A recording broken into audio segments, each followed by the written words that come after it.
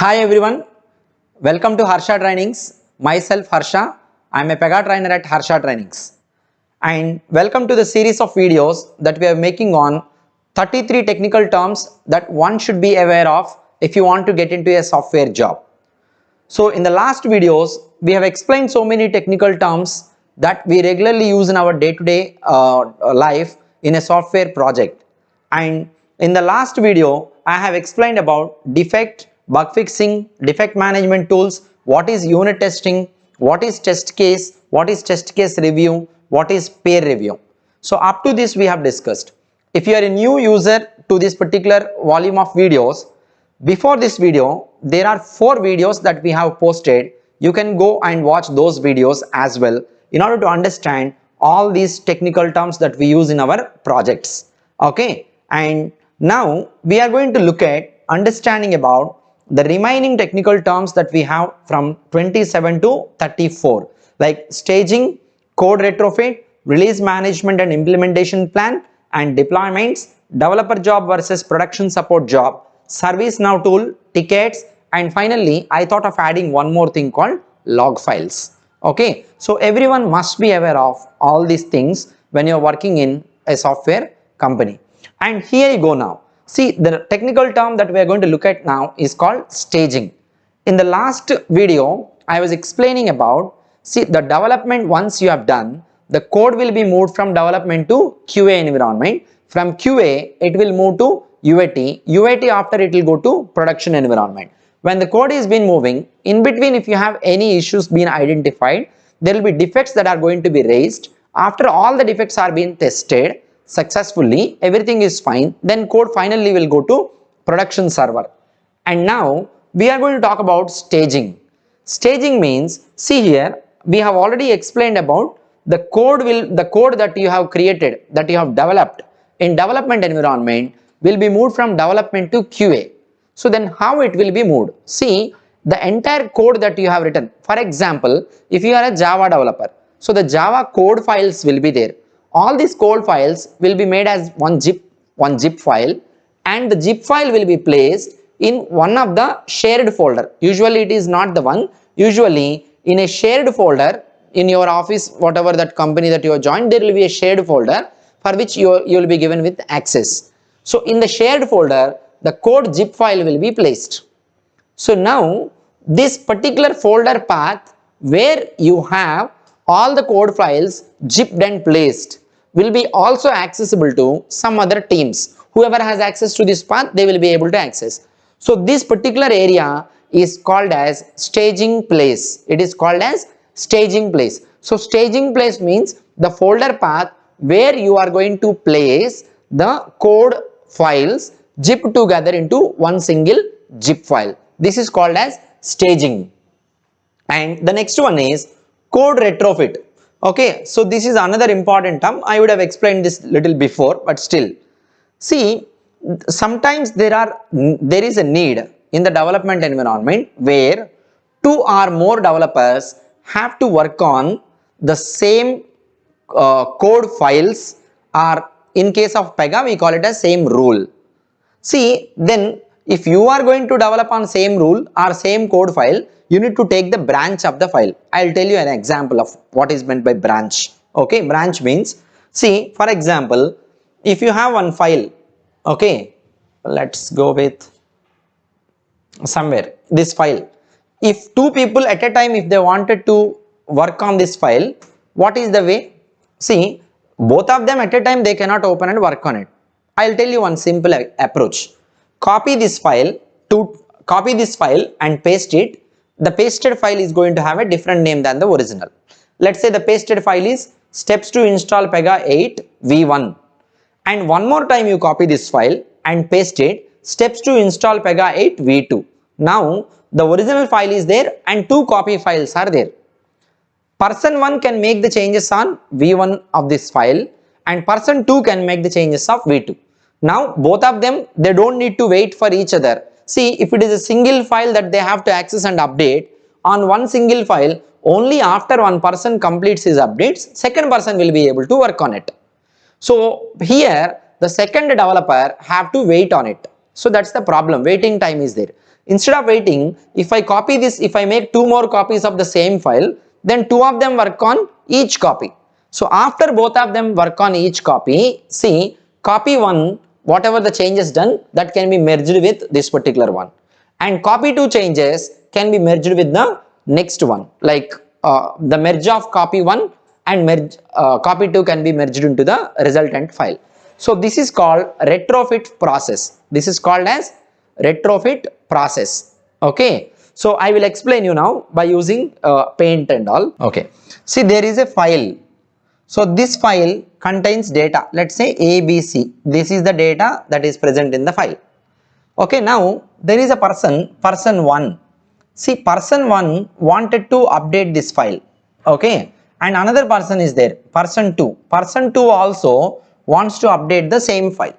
See, at a time both of them cannot update one single file. Only one person at a time can access. Person 1 will open the file and modify it. Till person 1 modifies this particular file, person 2 has to wait. Only after person 1 completes modification, person 2 should take the file and open it. So this is what exactly has to happen. But here there is a problem. So what is the problem here? So the problem here is the person 1 and person 2, when person 1 is updating, till person 1 finishes the update, person 2 has to wait. That is the problem. So for suppose to make the modifications by person 1 and 2, each person, if it takes 1 hour, overall it takes 2 hours. For person 1 will modify the file by 1 hour, and after that person 2 will get access and modify it. So now person 2 has to wait till person 1 finishes. Instead of this, we will make a copy of this file. Let's say this file name is F1. This file name is F1.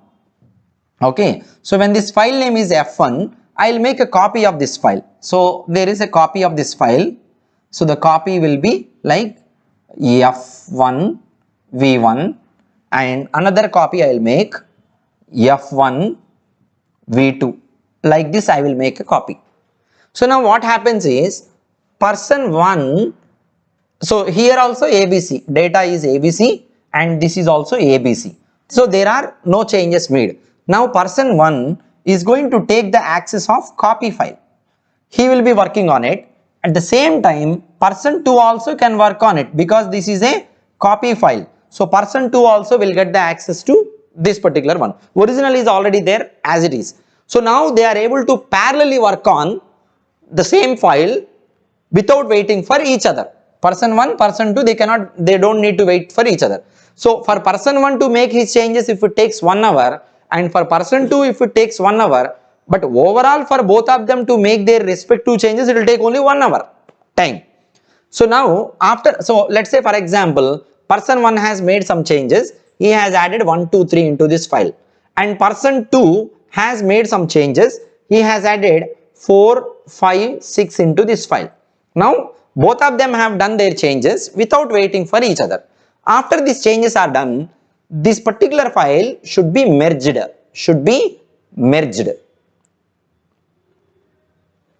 merged into the original file.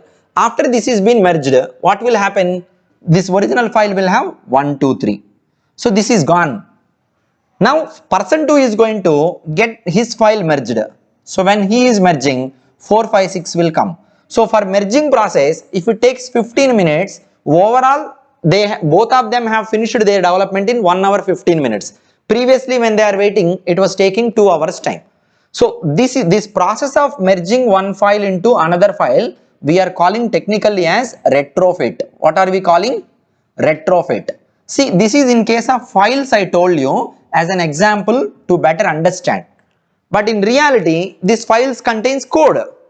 In case of Pega, these files are nothing but rules. So there can be a parallel development process. Using that they can develop, they are going to merge it. So code merge process is called as retrofit process. It is called as retrofit. So this is what about the understanding of retrofit.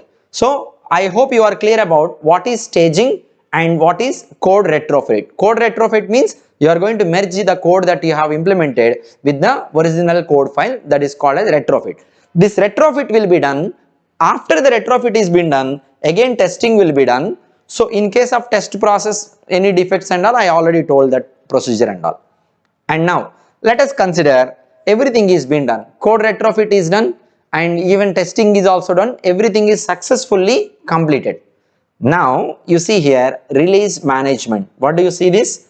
Release management and implementation plan. So now the code that you have implemented has to be moved into production. See, live server's code will not be moved so simply. See, implementation plan is an Excel document which contains the information about what is the build number that you are trying to deploy. Previously I have done deployment 2 times. Okay, previously I have done deployments 2 times. I'll have to tell you deployments also. Deployment means installation of code. Okay, so deployment means installation of code. The code which you have developed, you are going to move all this code, taking from staging area, you install it into target server.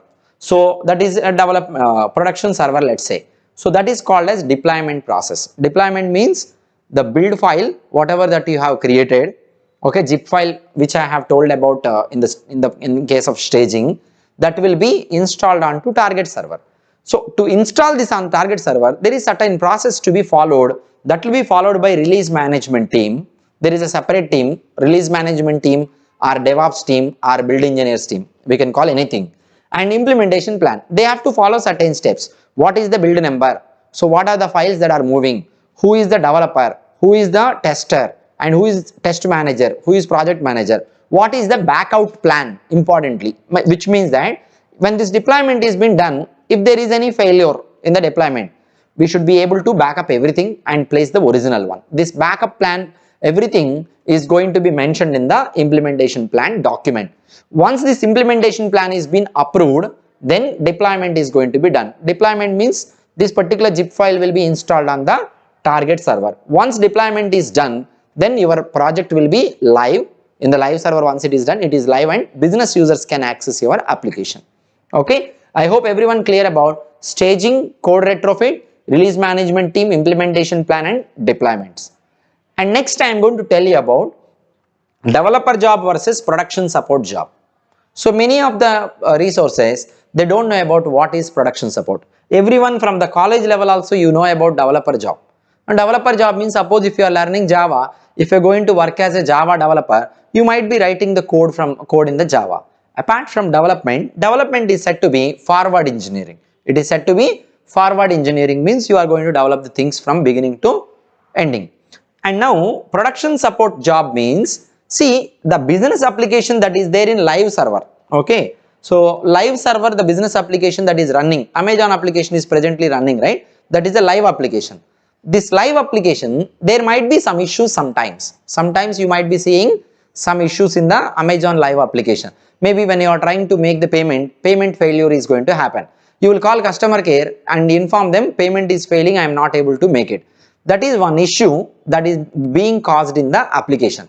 So now what is the process that Amazon customer care people are going to follow? They will take one request by using some application and the request will be forwarded to developers in the some of the technical teams who are responsible for working on Amazon application. Now there will be a tool in order to raise this request. There will be a tool that is going to be used. For almost all companies, same tool will be used. The tool is called as ServiceNow tool. What is the tool name? ServiceNow tool. In the ServiceNow tool, the customer care people are going to use this ServiceNow tool and they will raise a request. There will be a request number for the request. They will write the details about the request. They will assign to some technical teams. Technical team also will have access to this ServiceNow tool. Then technical team are going to do what? Technical team are going to open this particular incident and see to whom it has been assigned. What is the priority? Is it urgently have to be done or maybe less priority is there? And they also access the respective details from this particular tool. What are the details about the issue? Here it might be written the details about. So when they read the details, they will come to know, okay, payment related issues are there in the application. And now the issue that is being reported through this particular tool has to be identified. So now this particular people, the production support guys are going to work on reverse engineering. Means they will reverse the application development process. Means they have to come from the back. They will be using some of the tools in order to find out what is the root cause of the issue. and the mainly what are they going to use. And one more thing I have to tell you, tickets, right? Ticket means this is what called as a ticket. So ticket 1, ticket 2, ticket 1, ticket 2. So every request that is going to be raised in ServiceNow tool is considered to be a ticket. Okay, so here the ticket will be raised. Ticket will be raised. So in a production support job, a production support person, whoever is going to work on as a production support engineer, he will be receiving tickets, means issues raised by customer care people by using a tool called ServiceNow tool. When they open the ticket, they will be able to understand to whom it has been assigned, what are the details of the issue, what is the priority of this particular issue. Based on the priority, they will start working on it. So they have to start working on the finding the root cause of the issue, and fix is later. First we need to find out the root cause. The first place what they verify is log files. What is that? The first place what they verify is called log files. I will show you how a log file looks like. So they will be verifying the log files. See, this is how the details in a log file looks like. See, in the log file when they open, they will be given access to, they might be able to find out some information in the log file related to the errors. So this is purely technical, means only those people who are working on the respective application, they will have certain details about understanding this error messages and all. So just I wanted to give you information. A log file information may look like this, and when they open the log file, they will find some information related to what is causing the issue. Based on understanding this issue, they are going to proceed to troubleshoot and fix the issue, and once they fix the issue in the development, and they are going to move it to QA, UAT, live, everything again same thing. But once after they find some issue, they are going to try to reproduce this particular issue, whether the same is happening in UAT or not. If it is happening in UAT, they will try to reproduce the same issue in QA as well as development. So when the issue is being reproducible in the lower environments, then they are going to fix the issue, find out the fix for the issue, fix the issue and move it to the QA, UAT and live servers. So this is about log files.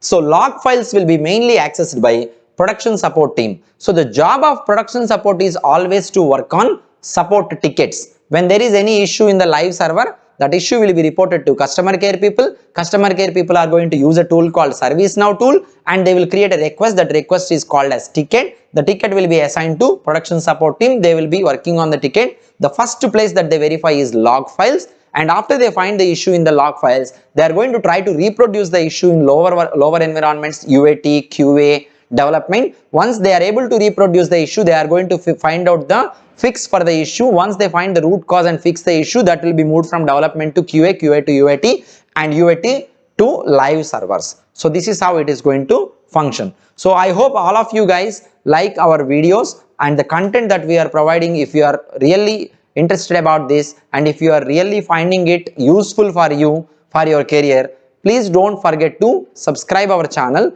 Please recommend your friends also to watch these 33 technical terms that we come across in your enterprise application environment when you are working in the real-time projects. So this is really going to help you, many of you, in order to understand so many technical terms that we come across in our regular day-to-day life working as a software developer or a production support engineer.